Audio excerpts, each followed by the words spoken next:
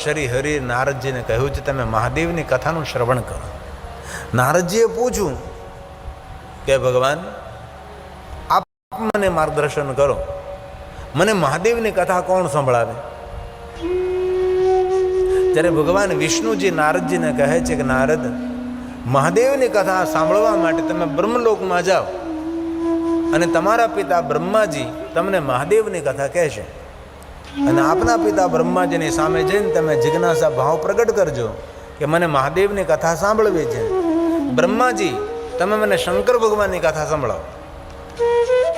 ભગવાન વિષ્ણુજી નારદજીને સુંદર માર્ગદર્શન પૂરું પાડ્યું છે અને નારદજી ભગવાન વિષ્ણુના સાનિધ્યને છોડી ભગવાન વિષ્ણુજીને પ્રણામ કરી વિષ્ણુ ભગવાન પાસેથી સુંદર કથા કથન શ્રવણ કરી અને નારદજી બ્રહ્મલોકમાં આવે છે. બ્રહ્માજી સુંદર ઊંચા આસન ઉપર બિરાજમાન છે. નારદજી આવીને બ્રહ્માજીને પ્રણામ કરે છે. પિતા બ્રહ્માજીને સાષ્ટાંગ પ્રણામ કરે છે. પિતા બ્રહ્માજીને નારદજી દંડવત પ્રણામ કરે છે અને દંડવત પ્રણામ કરી નારદજી પોતાના પિતા બ્રહ્માજીની સુંદર પરિક્રમા કરે છે અને પરિક્રમા કરીને ફરી પાછા પ્રણામ કરે છે, ફરી પાછા સાષ્ટાંગ પ્રણામ કરે છે. નારદજી ફરી પાછા દંડવત પ્રણામ કરે છે. નત મસ્તક બે હાથ જોડી નારદજી સુંદર બ્રહ્માજીની સ્તુતિ કરે છે. પુત્રનો પિતા સાથેનો વ્યવહાર કેવો હોવો જોઈએ એ નારદજી શીખવાડે છે. આપણા વડીલો સાથે આપણો શિષ્ટાચાર કેવો હોવો જોઈએ એની આપણને સભાનતા હોય છે. આજે સમાજની અંદર ઘણો બધો અભાવ દેખાય છે.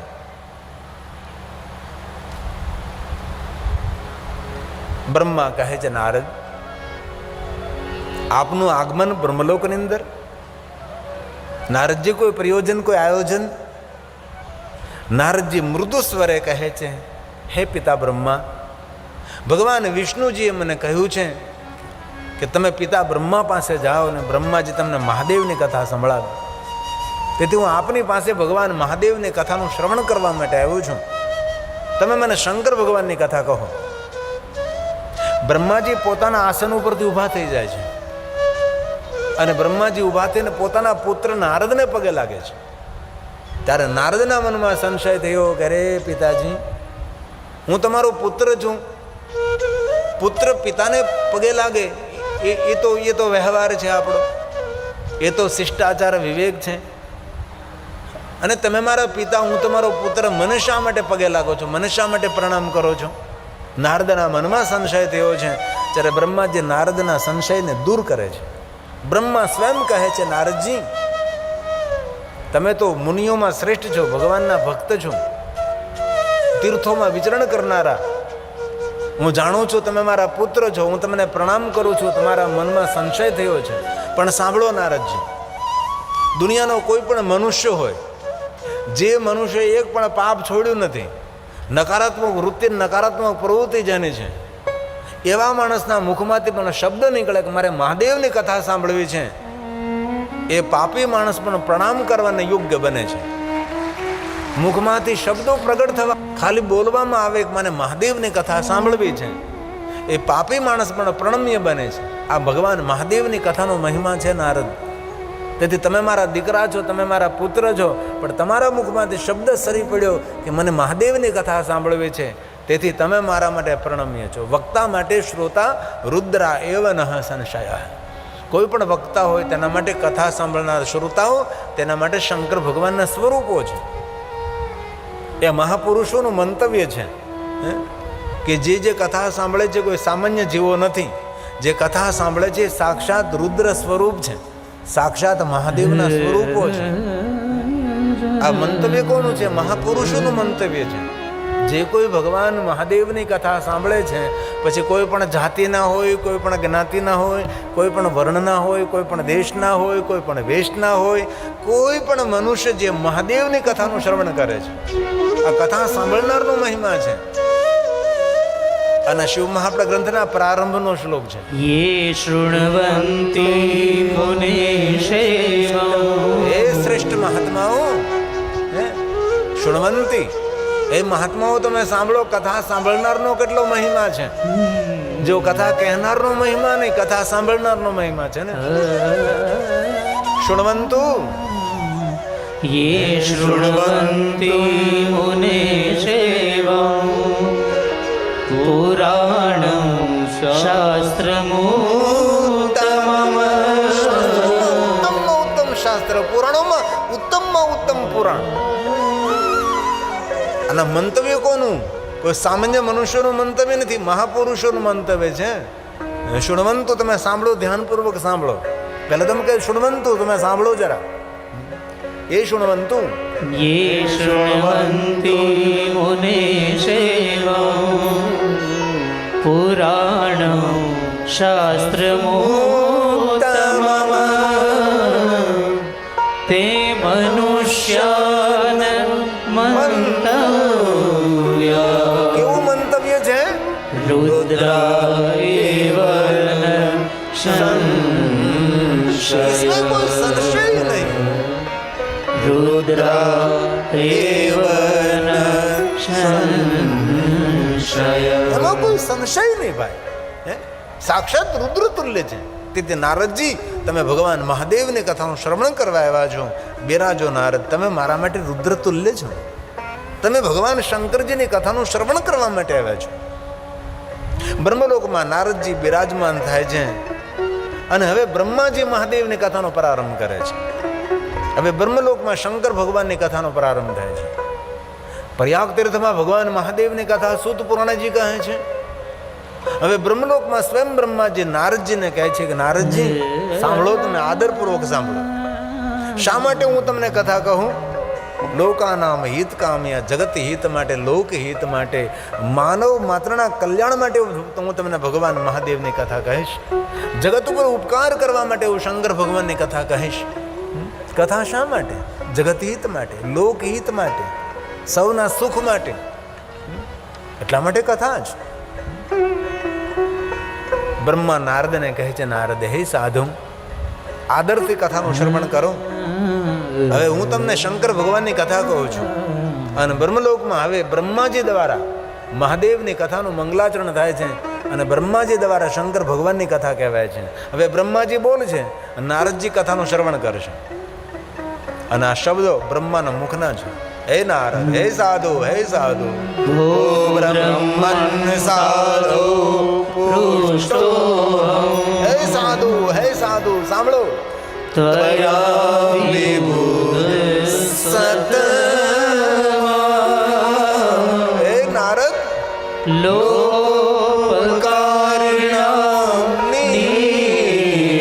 જગત ઉપર ઉપકાર કરવા માટે, જગત હિત માટે, लोकानां हितकाम्या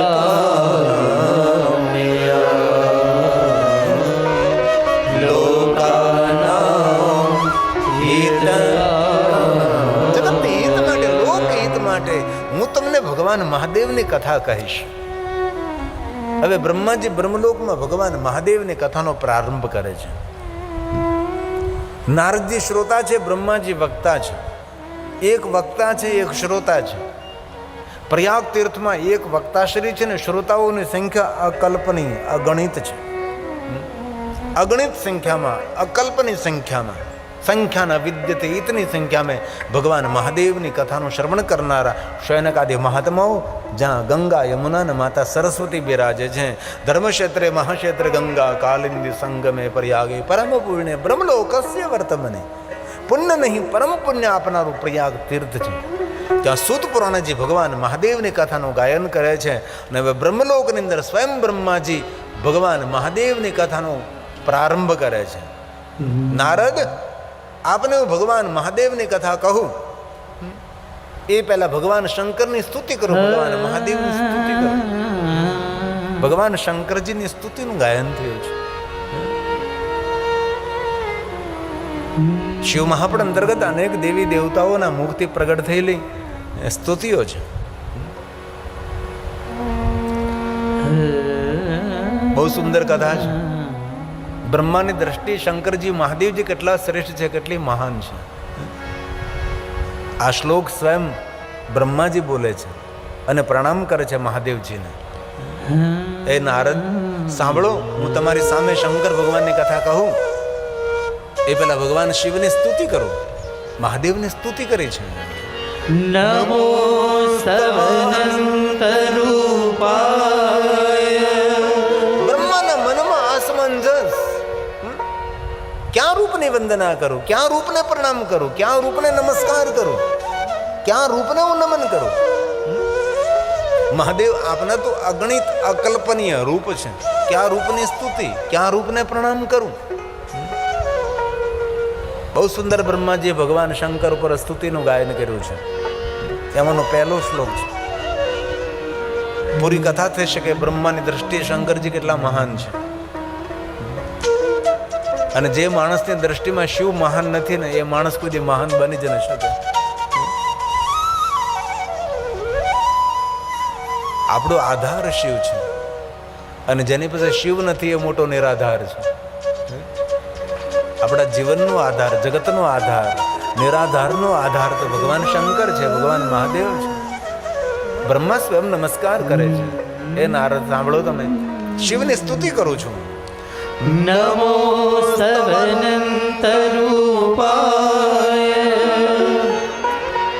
નીલકંઠ નમો સુતે અવિજ્ઞાત સ્વરૂપાય કેવલ્યાય મૃતાય ચ કેવલ્યાય મૃતાય ચ. ભગવાન મહાદેવ તમે કાળકૂટ નામનું વિષપાન કર્યું. વિષ કોણ પી શકે? જે અમૃતથી ભરેલો હોય છે. ભગવાન મહાદેવ તમે અમૃતનું સ્વરૂપ હોવાને કારણે તમે વિષપાન કર્યું છે. એવા અવિજ્ઞાત રૂપને હું પ્રણામ કરું છું. ભગવાન શંકરજી, દરેક રૂપોનું મેં દર્શન કર્યું છે, પણ દરેક રૂપોની અંદર મારું કોઈ સ્વરૂપ હોય તો નીલકંઠ મહાદેવ. ભગવાન મહાદેવ તમે કંઠમાં વિષ રાખ્યું છે. નીલકંઠ નામે તમે જગતની અંદર પ્રસિદ્ધ થયા. ભગવાન હું પ્રણામ કરું છું. નાંતમ દેવા વિજાનંતી. કોઈ દેવતાઓ પણ તમારા મૂળ રૂપને જાણતા નથી. આ બ્રહ્મા બોલે છે. કોઈ દેવતાઓ પણ શંકર ભગવાનના મૂળ રૂપને જાણતું નથી. તો આપણે કળયુગમાં રહેનારા માણસો ભગવાન શિવજીના મૂળ રૂપને કેવી રીતે જાણી શકે? બ્રહ્માજી જો ઊંચા હાથ કરીને કહેતા હોય કે કોઈ દેવતા નથી જાણતા, હું નથી જાણતો, તો આપણે તો કઈ રીતે જાણી શકીએ છીએ? આ શબ્દ પ્રસાદ બ્રહ્માજીનો છે. નાંતમ દેવા વિજાનંતી. કોઈ નથી જાણતું, કોઈ નહીં. બસ નમસ્કાર કરીએ છીએ. યસ્ય તસ્મૈ નમો નમઃ. વારંવાર નમો નમઃ. યં ન વાચઃ પ્રશંસન. મારી વાણી તમારી પ્રશંસા કઈ રીતે કરી શકે? મારી વાણી તમારી પ્રશંસા ન કરી શકે. હું નમસ્કાર કરું છું. નમસ્તસ્મૈ ચિદાત્મને.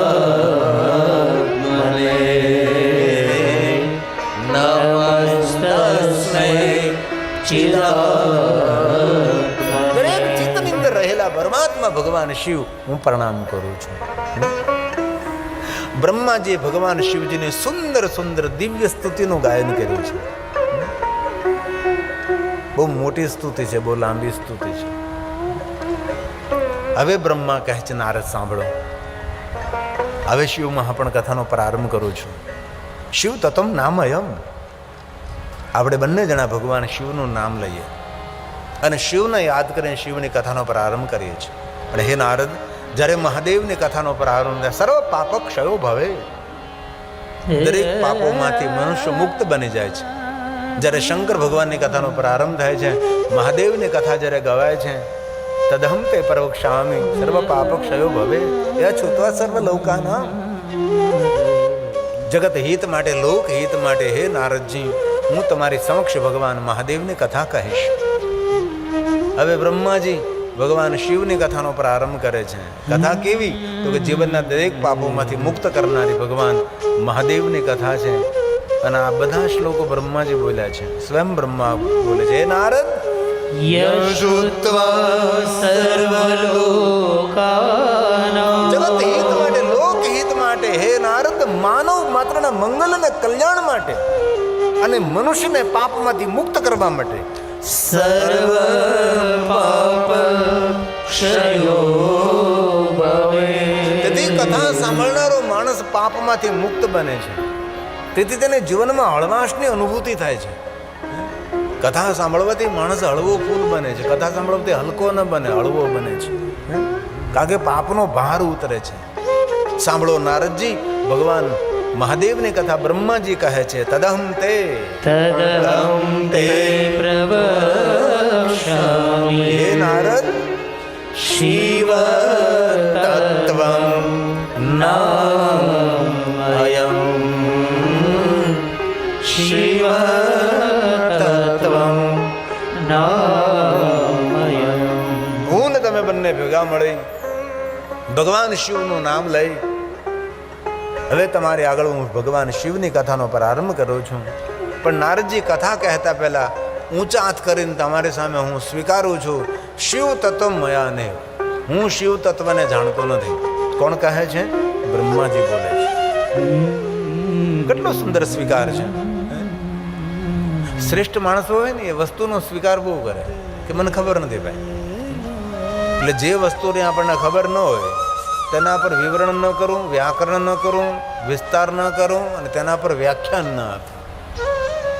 જે વસ્તુને આપણને ખબર હોય તેના માટે આપણે કહીએ ભાઈ આ વસ્તુનો જાણકાર છું, મને એટલી ખબર છે, આનાથી વધારે ખબર નથી. આ બ્રહ્માજીનો મોટો સ્વીકાર છે કે નારદ, હું શિવ તત્વ નથી જાણતો. બ્રહ્મા કોઈ સામાન્ય દેવતા તો નથી. સુંદર સૃષ્ટિનું સર્જન કરનારા, સુંદર સૃષ્ટિનું નિર્માણ કરનારા બ્રહ્મા છે. તો પણ ઊંચા હાથ કરીને કહે છે, નારદજી મને ખબર નથી. કેટલો સુંદર સહજતાપૂર્વક સ્વીકાર કર્યો છે. બ્રહ્મા બોલે છે, શિવ તત્વં મયાનેવ. બ્રહ્મા બોલે છે, શિવ તત્વ મયા ને, હું નથી જાણતો. અરે હું તો નથી જાણતો નારદ, વિષ્ણુને ખબર નથી. વિષ્ણુ નાપી યથા વિષ્ણુ થોડું ઘણું જાણે છે, સંપૂર્ણ તો વિષ્ણુ ભગવાનને પણ ખબર નથી. કોણ છે, ક્યાં છે, કેવો છે, ખબર નહીં. હે નારદ, કોઈ દેવતાઓ પણ જે તત્વને જાણતા નથી, જે તત્વને હું જાણતો નથી, જે તત્વને શ્રી હરિ પણ જાણતા નથી, જે તત્વને વેદ પુરાણ નિરંતર નીતિ નીતિ શબ્દોથી પુકારતા રહે છે, બસ કોઈ છે અબધતે તે ચકિતમ, વેદ પણ ચકિત બની જાય છે. કોણ છે, ક્યાં છે, ખબર નહીં. કોણ જગતનો રચયિતા છે? બ્રહ્માજી પાસે કોઈ શબ્દો નથી. કઈ રીતે સમજાવું નારદ? જેનું રૂપ હોય, જેનો રંગ હોય, જેનો આકાર હોય તેને સમજાવી શકાય. રૂપ નહીં, રંગ નહીં, આકાર નહીં, અહમ નિર્વિકલ્પો નિરાકાર રૂપો કેવી રીતે સમજાવી શકું નારદ? નિરાકાર મોકાર મુલ્લમ તુર્યમ ગિરા જ્ઞાન ગોતિતમેશમ ગિરીશમ કરાલમ મહાકાલ કાલમ કૃપાલમ ગુણાગાર સંસાર પારમ. કઈ રીતે સમજાવું નારદ? તેથી બ્રહ્મા બોલે છે, અવિદ્યતે, ખબર નથી.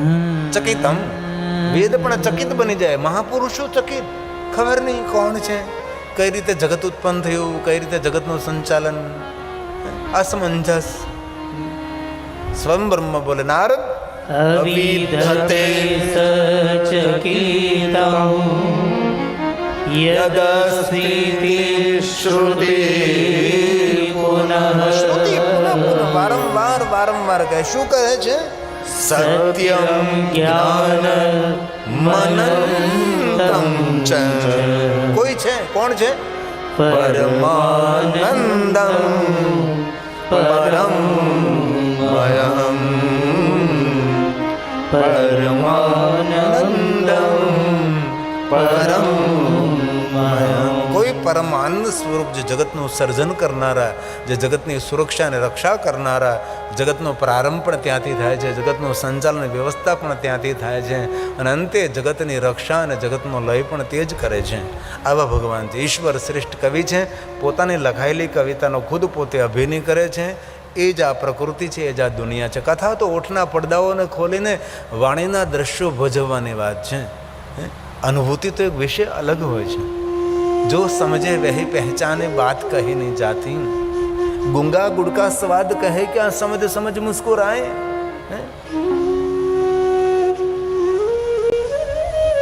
ઈશ્વર અનુભૂતિનો વિષય છે નારદ. કઈ રીતે હું તમને સમજાવી શકું? જે તત્વને વેદ પુરાણ નેતિ નેતિ નેતિ શબ્દોથી પુકારતા હશે.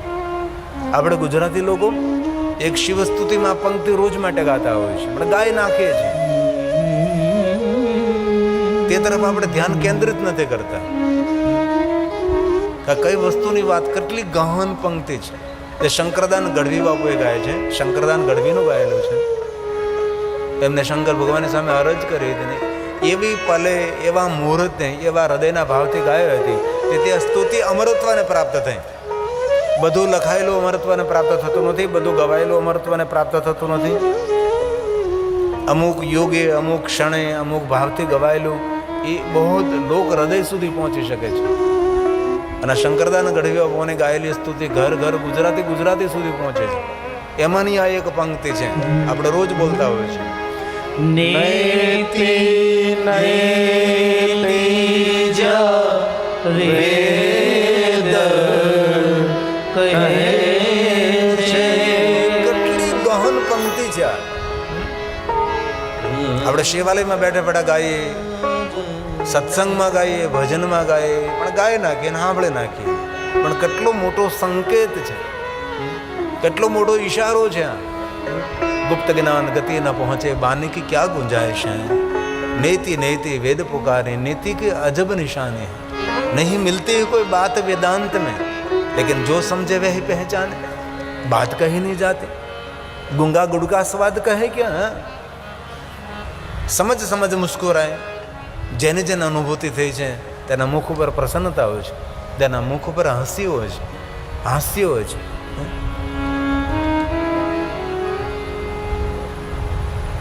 મને એક વસ્તુ બહુ ગમે કે જેને ભગવાનની ઝાંખી થઈ હોય ને તેના મુખ ઉપર મુસ્કુરાટ હોય, તેના મુખ ઉપર હાસ્ય હોય છે. જેવી રીતે જગા બાપાના મુખ ઉપર હાસ્ય રહેલું છે. એની છબી જોઈ તો આપણને તરત ખબર પડી જાય કે એના ચહેરા પર નિર્દોષતા હોય છે. જેમના મુખ ઉપર કરુણાનો ભાવ હોય છે એ ભગવાનને પામેલા હોય છે. જો સમજે વહી પહેચાને, બાત કહી ન જાતી. એ કહેવાનો વિષય નથી, જે સમજે એ સમજી શકે છે. કથા તો ઓઠના પડદાઓને ખોલીને વાણીના દ્રશ્યો ભજવવાની વાત છે. એ તો જેને અનુભૂતિ થઈ હોય તે જ આ સમજી શકે છે. એક નકશામાં આપણે જોઈએ હિમાલય પહાડ, એમાં હિમાલય પહાડની અનુભૂતિ ન થાય. હિમાલય પહાડની અનુભૂતિ તો ત્યારે થાય ત્યારે હિમાલય પહાડમાં તમે જાઓ છો, હિમાલય પહાડની છટ્ટાનો તમે ચડો છો, હિમાલય પહાડના જંગલોને તમે જોવો છો, હિમાલય પહાડના ઝરણાનો તમે જોવો છો, હિમાલય પહાડની નદીઓને તમે નિરખો છો, ત્યારે હિમાલય પહાડની અનુભૂતિ થાય કે ઓહો હિમાલય પહાડ. કથા તો એક નેપ, કથા તો એક નકશો છે. કથા વાર્તા સાંભળીને ઈશ્વરના દર્શન કરવાનો પ્રયાસ કરો. એ તો નકશામાં જોવા જેવી વાત છે. એ તો જો સમજે વહી પહેચાને, બાત કહી નહીં જાતી. તેથી શંકરદાન બાપુએ કહ્યું નેતિ નેતિ નેતિ નેતિ જા વેદ કહે છે. મારું ચિતડું ત્યાં જાવત છે. શિવ મહાપુરાણ અંતર્ગત શિવ તત્વનું ગહન રીતે વર્ણન કર્યું છે. એટલું વિસ્તૃત વર્ણન છે. શિવ તત્વ એટલે શું? જ્યાં વાણીનો વિલાસ નહીં, જ્યાં વાણીનો વિરામ છે, જ્યાં વિચારોનો વિરામ છે, ત્યાંથી શિવ તત્વનો પ્રારંભ થાય છે. આપણે તો વાણીને પણ વરેલા છીએ, આપણે તો વિચારોને પણ વરેલા છીએ. જ્યાં વાણીનો વિરામ થઈ જાય, જ્યાં વિચારોનો વિરામ થઈ જાય, આપણી બુદ્ધિનો વિશ્રામ થઈ જાય, જે સમાધિ સ્થિતિ, અને ત્યાર પછી શિવ દુનિયાનો પ્રારંભ થાય છે. શિવ તત્વ મયા ને હું કઈ રીતે જાણી શકું, કઈ રીતે સમજાવી શકું? શિવ મહાપુરાણ ગ્રંથમાં શિવ તત્વના ઘણા બધા શ્લોકો મેં શોધી રહ્યા કે શિવ તત્વ કોને કહેવાય છે. जिधर देखो इधर तो ही तो है. ગગનમાં તો અગનમાં તો આકાશમાં તો પ્રકાશમાં તો સરિતામાં તો સાગરમાં તો પેડમાં તો પહાડમાં તો જીવમાં તો જંતુમાં તો માનવમાં તો દાનવમાં દેવમાં તો પરમાત્મા તો ક્યાં નથી. જ્યાં જ્યાં નજર મારી ફરે છે, યાદી ભરી છે આપની ખૂનીના ખંજરોમાં તું છે. કઈ રીતે સમજાવી શકીએ, કઈ રીતે સમજાવી શકીએ છીએ? ને જેને શિવ તત્વનું જ્ઞાન થાય ને એ આ દુનિયામાં રહે જ નહીં. તે માણસ આ જગતની વચ્ચે રહી જ ન શકે. એ સોશિયલ મીડિયામાં જોવા ન મળે.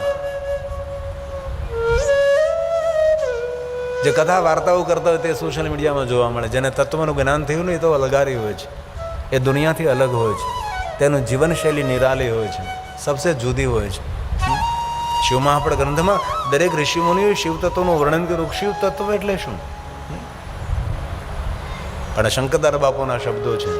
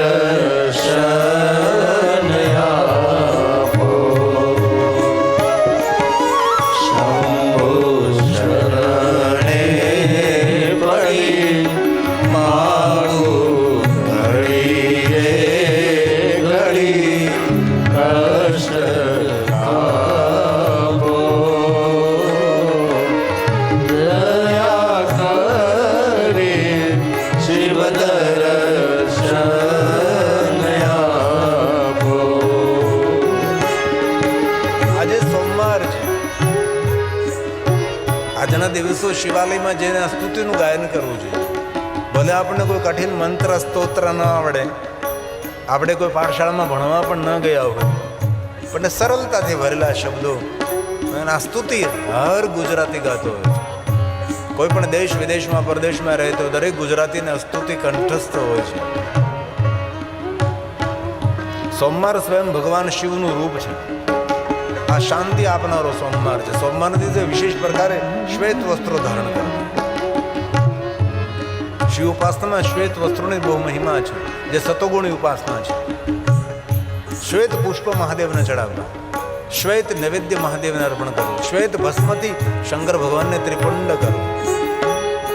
સોમવાર શાંતિ આપનારો છે. સોમવાર સુમતિ આપનારો છે. તેથી અનેક ભાઈઓ બહેનો સોમવારના વ્રતો કરતા હોય છે. અને દરેક માણસે સોમવાર કરવું જોઈએ. સોમવાસરે નિશી ભોજન. સોમવારનો મહિમા શિવ મહાપણા ગ્રંથમાં એવો છે કે પૂરો દિવસ નિરાહાર રહેવું, જીતેન્દ્રિય રહેવું અને ભગવાન શિવનું સાંજે દર્શન કરી અને તેને ભોજન કરવું. નિશી ભોજન. રાત્રિના સમયે સંધ્યા સમયે શિવનું દર્શન થયા બાદ સંધ્યા વીતી ગયા પછી તેને અલ્પાહાર કરવો. તેથી ઘણા ભાઈઓ બહેનો સોમવારનું વ્રત કરતા હોય છે. અને આપણે આજે જગદેશ્વર મહાદેવના સાનિધ્યમાં બેસી અને ચારો તરફ વન બગડો છે ભાઈ. વને બાપી વનની અંદર, જંગલની અંદર શિવાલયના સાનિધ્યમાં બેસી ભગવાનની કથા સાંભળવાનો મહિમા અનેરો અનેરો હોય છે. અકલ્પનીય મહિમા હોય છે. આ દૂર દૂર જોઈએ તો કોઈ ગામે નથી. 3 ગામના તરભેટે વનબગડામાં બેઠા બેઠા, પણ વનબગડામાં દિવ્યતા એ જ ઊભી કરી શકે જે સાધુતાને ભરેલો હોય છે. આ જગા બાપાનું તપ બોલે છે, એમની સાધના બોલે છે. કેટલું દૂર દૂર, કેટલી સુવિધા વ્યવસ્થા.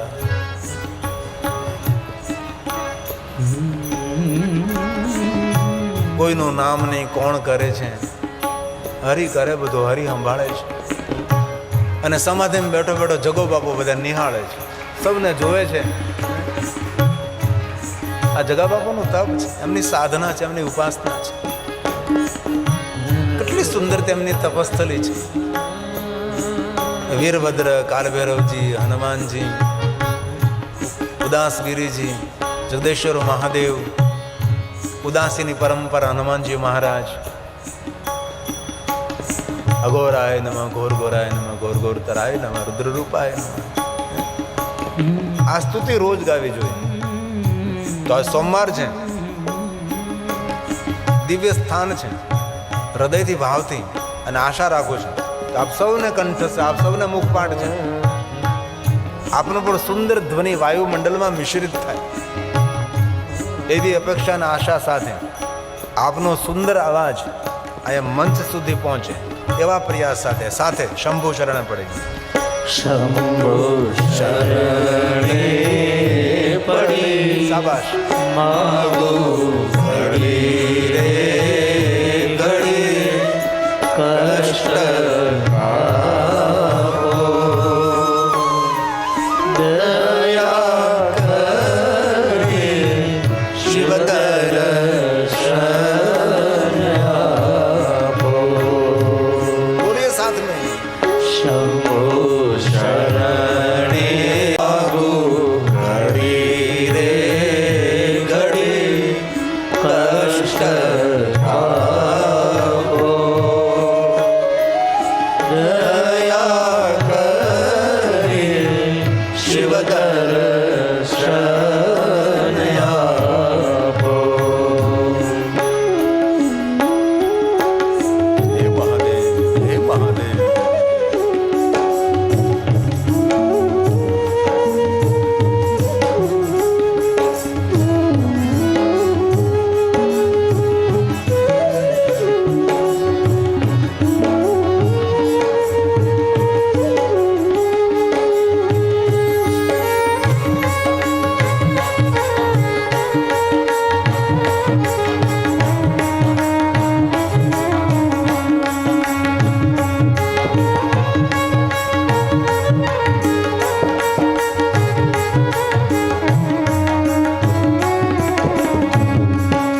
તમે ભક્તોના દુઃખ હરનારા, શુભ સૌનું સદા કરનારા. તમે ભક્તોના દુઃખ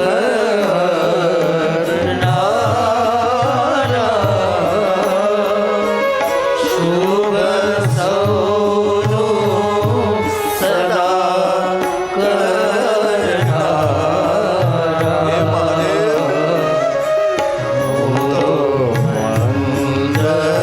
મંદમતી તમારી અકળ ગતિ દુઃખ કાપો. દયા કરી શિવ દર્શન આપો. શંભો શરણે પડી માગો ઘડી રે ઘડી કષ્ટ કાપો. દયા કરી શિવ દર્શન આપો. પૂરી સ્તુતિ દિવ્યતાથી ભરેલી છે. પણ એમાં એક જે પંક્તિ છે માનવને સાવધાન કરનારી, અને એ પંક્તિમાં પ્રાણ છે. આટલું સમજાય જાય તો કોઈ પણ માણસનો બેડો પાર થઈ જાય છે. દરેક પંક્તિઓ દિવ્યતાથી ભરેલી. એમાં એક પંક્તિ માણસના હૃદયને સ્પર્શ કરનારી પંક્તિ છે. હું તો એકલ બંધ. હું તો એકલ પંથી પ્રવાસી. એકદમ સીધી વાત છે. અને આ કાંઈ નવું તો નથી, આપણે સૌ જાણીએ છીએ. આખી દુનિયા બોલતી હોય એકલો આવ્યો ને એકલો જવાનો. મજબૂરી છે, કોઈને સાથે લઈ જવાતા નથી. નગર ખટારો ભરીને સાથે લઈ જાય. આગે માણસના હાથમાં નથી લઈ જવા માટે.